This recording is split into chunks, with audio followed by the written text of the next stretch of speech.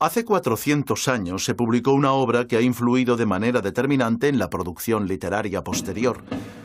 Don Quijote y Sancho Panza, los personajes, o su autor, Cervantes, han aparecido en sellos, monedas, medallas, ilustraciones, billetes, logotipos, anuncios publicitarios, carteles, y han dado nombre a calles, plazas, avenidas, restaurantes, hoteles, aviones, barcos, cines. 10 años después de su publicación, había sido traducido al francés, inglés e italiano. En la actualidad, se ha traducido a todos los idiomas que tienen escritura.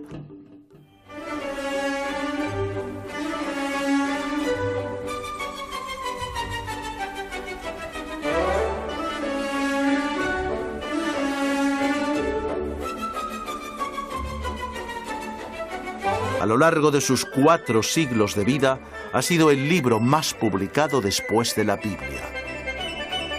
Por supuesto, hoy en día casi todo el mundo tiene una opinión formada sobre la obra. ¿Es un arquitecto? Para unos es la encarnación del alma española. Un genio que se atrevió a nadar contracorriente.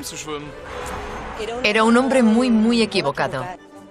Imaginaba las cosas diferentes de como son. Otros opinan que es la dicotomía que hay en cada uno de los ciudadanos occidentales. Un romántico, un soñador, un poquito ingenuo y un poquito loco. No, era un soñador.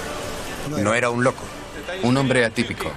Pienso que era un ingenuo, ¿no? Para otros es la esencia misma del ser humano. Lo he empezado, pero me falta una parte. Es la historia de un hombre al que todo le salía mal. Fue un gran soñador. Es la esencia de España. Para mí era un poco... Así que tenemos un libro que ha influido de manera determinante en la literatura, el pensamiento, la filosofía, el arte y cualquier otra expresión de la creación humana. Un libro que todo el mundo conoce, pero que muchos no han leído. Bueno, al fin y al cabo, ¿cuánta gente ha leído la Ilíada, o la Divina Comedia, o incluso la Biblia? Comencemos por el principio. En el prólogo, su propio autor, Miguel de Cervantes, dice que el libro es una invectiva contra los libros de caballerías, con la mira puesta en derribar la máquina mal fundada de estos caballerescos libros. Pocas obras literarias expresan tan claramente el propósito con el que han sido escritas. No se hizo esperar el mago. Salió del castillo montado en su alado caballo y se precipitó desde los aires contra su enemigo. Su protagonista, Alonso Quijano, enloquece por culpa de leer demasiados libros de caballerías y decide hacerse caballero andante y llamarse Don Quijote. Pero, ¿qué son los libros de caballerías y por qué Cervantes quiso acabar con ellos? En la mano derecha un libro abierto, del que leyendo hacía nacer extrañas maravillas.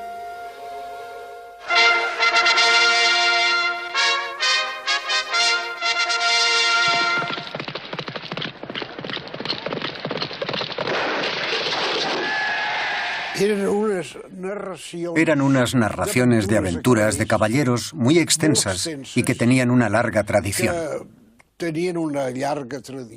Era un poco huir de la vida normal, de aquello que pasaba constantemente, y buscar una literatura de imaginación y sobre todo de movimiento y aventura. A principios del siglo XV se produce un invento absolutamente revolucionario. La imprenta pone los libros al alcance de todos los que saben leer. 100 años después de que Gutenberg popularizara su invento, los libros más publicados son los de caballerías. Las primeras historias de este tipo habían aparecido en Francia en el siglo XII, con la leyenda del rey Arturo y el Santo Grial como eje principal. Rápidamente diversificaron sus temáticas y se extendieron por toda Europa. Para que un libro de caballerías tuviera buena acogida entre el público, debía tener algunos elementos indispensables: ejércitos, batallas, magos, hechizos, conjuros y pócimas, hermosas damas cautivas, bosques tenebrosos, cavernas, cataratas, traiciones y juramentos, misiones imposibles y gestas heroicas llevadas a cabo por caballeros andantes limpios de espíritu y dotados casi siempre de una fuerza extraordinaria o poderes sobrehumanos que luchaban contra dragones, gigantes, ladrones, monstruos, traidores, malvados, déspotas, paganos, opresores y tiranos. Y todo esto sucedía casi siempre en países lejanos y extraños. Era un tipo de literatura que tenía una gran aceptación por todo tipo de público. Es una lectura en voz alta, porque la lectura se hacía muchas veces en voz alta con destino a aquellos que no sabían leer. A lo largo del siglo XVI, su difusión es tan masiva y la demanda tan grande que la calidad de los libros de caballerías desciende en picado.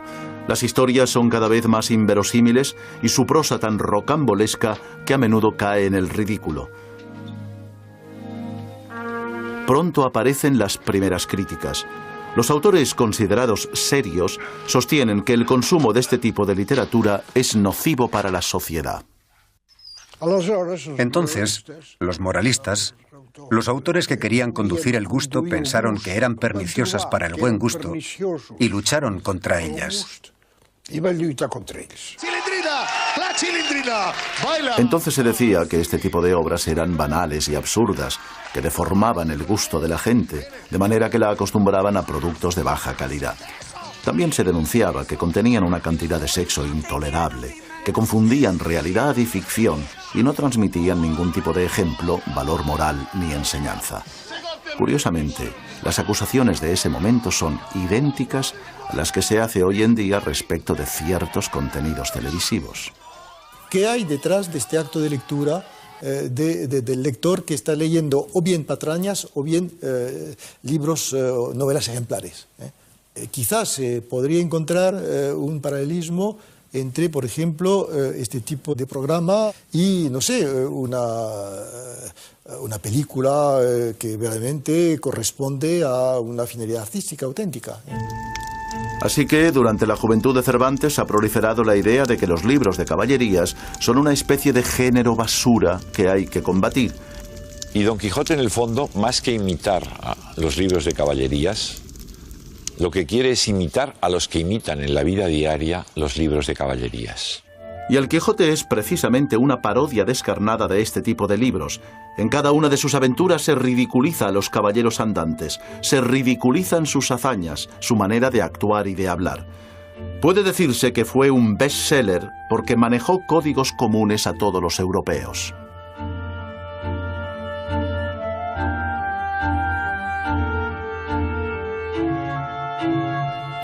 Bien, Cervantes decide escribir una historia con la clara intención de acabar con estos libros que, según él, no aprovechan a nadie y secan el seso del lector.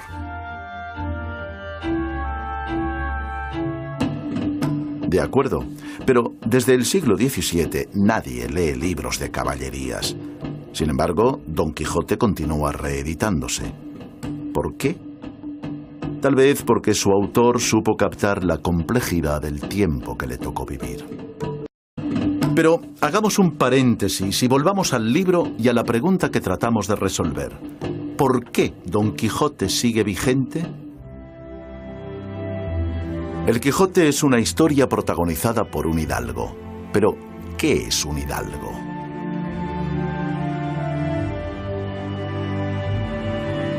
Durante toda la Edad Media, la sociedad se había organizado en tres grandes grupos o estamentos: los que rezaban, los que trabajaban la tierra y los que hacían la guerra.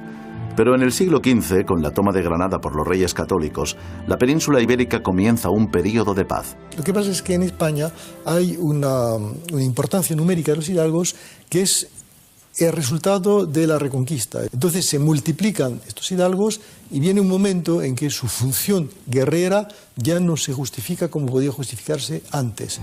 Los hidalgos son los herederos de esta casta guerrera que ha quedado totalmente desfasada. Son la baja nobleza, que según la costumbre solo puede vivir de sus rentas. Algunos se aferraban nostálgicamente a una gloria familiar que a principios del siglo XVII les quedaba ya muy lejana.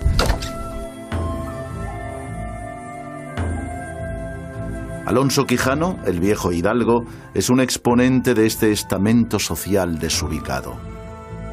Y así, cuando enloquece, rescata la vieja armadura de su bisabuelo, se transforma en Don Quijote de la Mancha y decide salir al camino con el firme propósito de cambiar un mundo que no le gusta y no quiere o no puede comprender.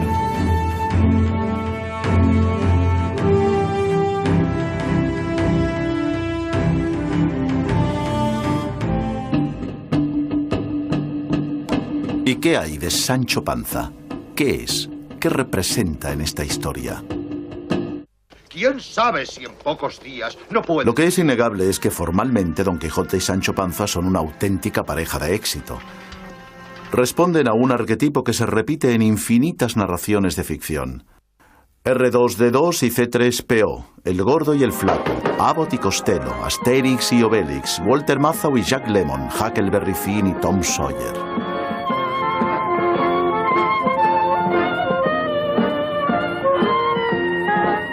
Si uno es rechoncho, el otro es espigado. Si uno es osado y audaz, el otro es conservador y algo miedoso. Si uno es culto, el otro es práctico. Si uno es pasional y desenfadado, el otro es reflexivo y formal. Hoy en día nos parece algo normal, casi evidente, pero se trata de una combinación que ha funcionado a lo largo de los siglos y que se difunde y populariza por primera vez con Don Quijote y Sancho Panza. Der Weltfremde, der edle Ritter, der gegen Windmühlen kämpft, der sich dauernd Dinge erträumt und sie auch in der Realität sieht, der Phantast, der Herr und der bodennahe Diener, nicht der weltkluge Diener als Paar. Das ist eine Paarung, die wir auch in unserer Wirklichkeit immer wieder sehen, diese Art von Konfrontation und von Paarung, die einen bleibenden Realitätsbezug hat, bei wechselnden Zeiten. Da la visión ideal y la visión realista de los acontecimientos y del paisaje y el mundo de la Mancha, donde no pasa nada. Pero estas parejas son muy frecuentes en literatura. Conan Doyle lo recrea en sus personajes de Sherlock Holmes y el Dr. Watson, Dickens en Pickwick y Tolkien en los hobbits Frodo y Sam. Dos personajes que se complementan, que contrastan ofreciendo puntos de vista diferentes sobre cada episodio o aventura. Holmes? What? This morning, allow me to congratulate you on a brilliant bit of deduction. Dos personajes que discuten y conversan agilizando la narración, que se pelean y se reconcilian, que evolucionan, influenciándose mutuamente. Ya verás, Sancho, cuando venga a la luz la historia de los portentosos hechos que estamos a punto de protagonizar. ¿Y de comer qué? Un alimento espiritual. ¡Joder! Será la edad de oro, donde saldrán a la luz famosas hazañas dignas de tallarse en bronce. Bien. Quizá la obra sea un clásico porque combina personajes opuestos y complementarios, pero también combina lo trágico y lo cómico de manera magistral. A lo que recuerdan son a las viejas películas mudas de Chaplin o a los dibujos animados o a las farsas de títeres, donde todo acaba en garrotazos pegándose los unos contra los otros. Los trompazos, golpes, caídas y volteretas tan propias de las películas cómicas ya provocaban la risa de los lectores del Quijote en el siglo XVII. Y en realidad se trata de algo tan universal que continúa resultando cómico 400 años después. El Quijote o imparte o recibe golpes atroces, terribles, en razón de malentendidos. Y eso, en lugar de movernos a compasión, nos mueve a risa, a carcajada. En el famoso libro de Ludovico Ariosto, Orlando Furioso, que sin duda ha leído Alonso Quijano, el protagonista, preso de la ira, se retira a las montañas. Desnudo como un ermitaño, Orlando llora como un loco la pena de un amor no correspondido. Un episodio demasiado jugoso para que Cervantes no lo aprovechara y ridiculizara. Ya lo creo que puedo jurar que está loco. Pero además de la parodia y los gags visuales, también aparece el absurdo como forma cómica. Alza el yelmo. Por Dios que la vacía es buena y que vale un real de a 8. Con una evidente intención de ridiculizar a su personaje, Cervantes hace que recorra los caminos de España con una vacinilla de barbero en la cabeza. ¿De qué te ríes, Sancho? Hasta ahora hemos visto que la obra es una parodia de los libros de caballerías, con unos personajes que responden a un arquetipo que funciona y que mezcla magistralmente tragedia, comedia, realidad y ficción.